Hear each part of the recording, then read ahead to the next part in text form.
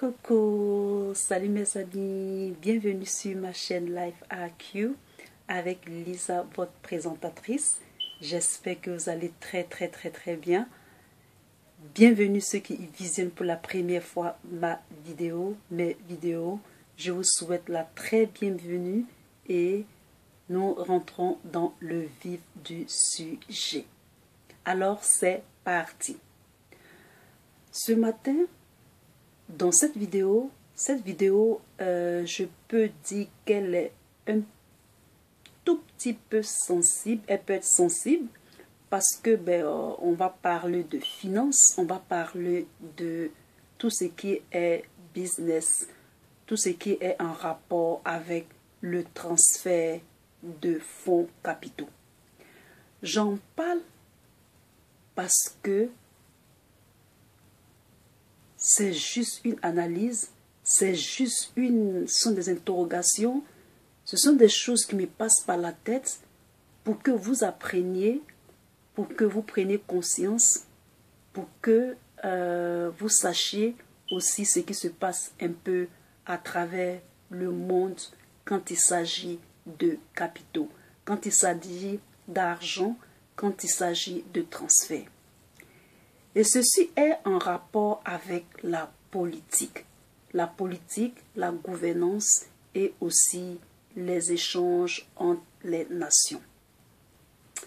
Alors, pour parler de ce sujet, ça sera une expérience d'abord personnelle, c'est-à-dire deux expériences que j'ai eues moi-même et qui me poussent à me poser des questions.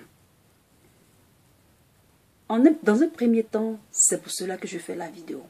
Dans un deuxième temps, ce qui même m'a poussé encore plus à faire cette vidéo, c'est que c'est un panafricaniste, un youtubeur, qui en avait parlé et qui m'a permis de m'interroger et de faire cette vidéo aussi. Alors, c'est parti. Dans cette vidéo, on va parler d'argent, c'est-à-dire, je ne sais même pas comment commencer, mais je commence quand même. Alors souvent, quand il s'agit de thèmes de finances, c'est-à-dire d'argent, il y a des thèmes qui sont vraiment ronflants, c'est-à-dire des thèmes qui sont difficiles, des noms qui sont difficiles à comprendre. Et il y a ce panafricaniste-là qui a parlé de principe d'enfumage. C'est-à-dire qu'on complique les choses simplement dans l'espoir que celui qui écoute puisse le comprendre, mais dans l'espoir qu'il ne comprenne pas. C'est-à-dire qu'il ne comprenne pas ce qu'on lui dit et réellement. Et souvent, les banques utilisent cela lorsqu'ils font les contrats, lorsque ils vous font signer des papiers, ils écrivent en petits caractères, etc., etc. Une chose que j'ai remarqué, une fois j'étais en Algérie, je devais expédier, c'est-à-dire j'avais des documents qui devaient être expédiés dans un autre pays où je devais payer des frais. C'est-à-dire je devais payer des frais et j'étais en Algérie, mais je ne savais pas comment payer ces frais-là à partir de l'Algérie. Et pour pouvoir payer ces frais-là, j'ai été obligée de contacter quelqu'un que je connais très bien dans l'autre pays pour qu'il fasse la procédure de frais. Il faut savoir que pour envoyer des courriers en Algérie, tu peux envoyer des courriers en Algérie, mais ces courriers-là peuvent te faire retourner. C'est-à-dire on peut te retourner tes courriers. Et donc pour poster quelque chose en Algérie et pour recevoir quand tu es en Algérie même, c'est pas facile. Pour transférer l'argent de l'Algérie au dehors, c'est pas facile. Mais pour faire entrer l'argent, c'est facile. Ça, c'est un premier point. Un deuxième point aussi, maintenant, nous allons partir du côté de la France, c'est-à-dire en Europe, spécialement la France.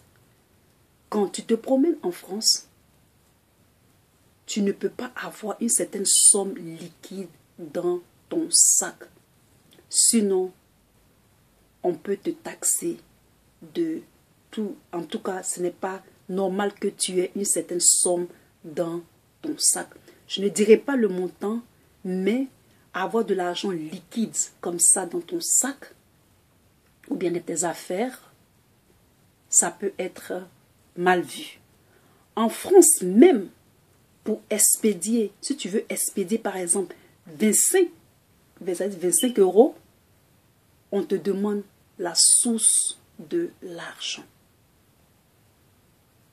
On te demande la source de l'argent, c'est-à-dire combien quand tu veux transférer l'argent par Western Union, etc., on peut te demander des comptes pour cela.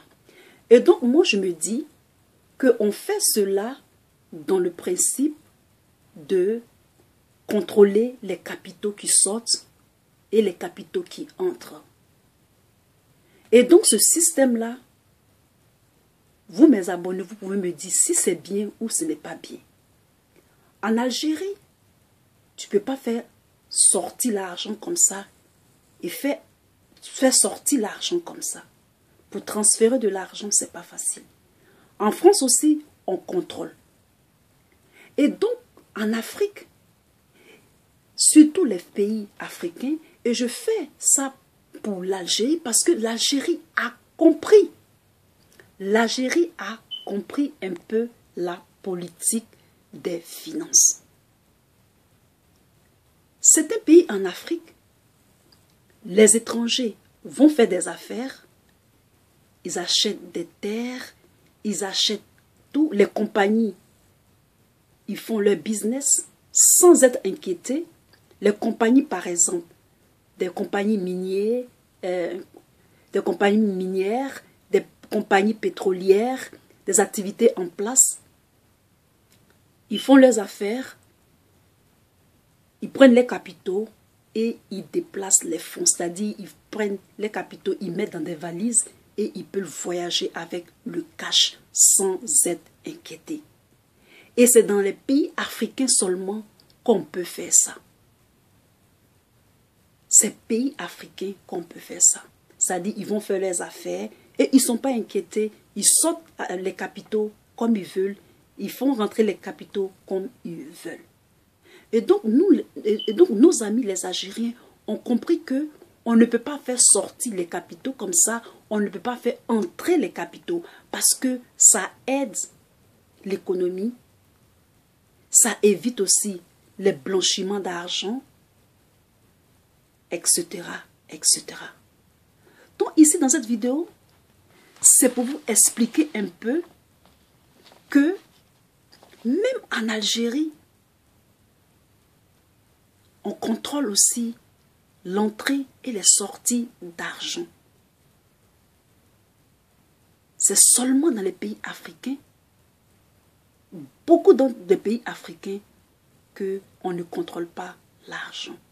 Et en France aussi, on fait la même chose. Voyez-vous, les Algériens ont compris.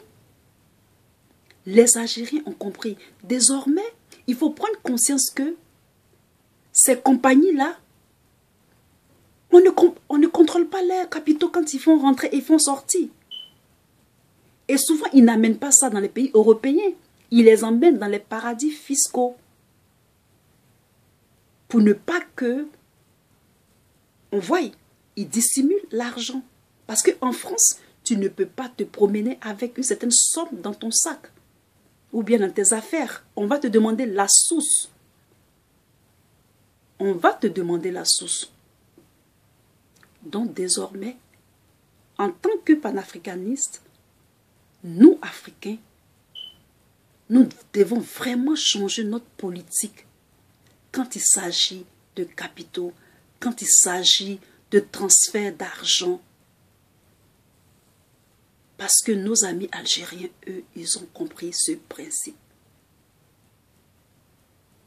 Cela permet vraiment d'avoir la souveraineté des finances et des autres échanges entre les compagnies autochtones, les compagnies étrangères.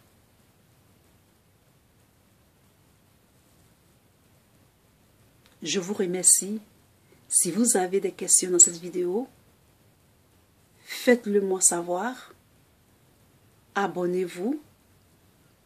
Mettez beaucoup de commentaires, car nous voulons aussi apprendre de vous.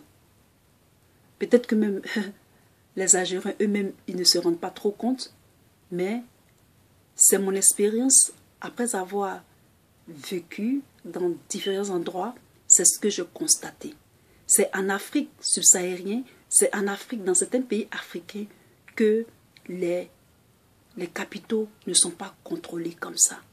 Et donc souvent même ce sont les petits ménages, ce sont les petits hommes d'affaires qui payent le prix, c'est-à-dire qui payent le prix pour ces grands transferts d'argent-là, blanchis, qui pâtent. Et le pays s'appauvrit encore plus. Et ces hommes d'affaires-là ne ramènent pas l'argent dans leur pays. Ils restent dans les paradis fiscaux, ils restent dans leur, quelque part sous les cocotiers, et ils se la coulent douce. Donc, en tant que panafricanistes, nous devons comprendre cela maintenant. Et on peut faire comme l'Algérie. Si vous avez aimé ma vidéo, mettez un temps. Pour moi, abonnez-vous et à très bientôt. Bye.